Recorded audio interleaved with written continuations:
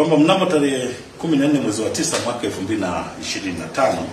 lilipotiwa tukio la kutekwa nyara kwa binti ambaye anaitwa Shairozi Michael Mabura mwenye umri wa miaka 21,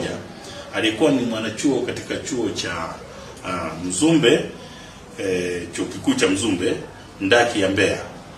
ambaye alikuwa katika kitivo cha sheria, na alitekwa na watu wasiofahamika, ambapo tarehe 16 mwaka 2025 mwezi wa 9 majira saa 5, yani tarehe 16 mwezi wa 9 mwaka 2025 majira saa 5 usiku, huko mtaa wa Moravian uliopo kata ya Isyesye jijini Mbeya, mwili wa mwanachuo huyo ulikutwa ukiwa umechomwa moto. Kwa hiyo baada ya tukio la kutekwa, matokeo yake tarehe 16 mwezi wa 9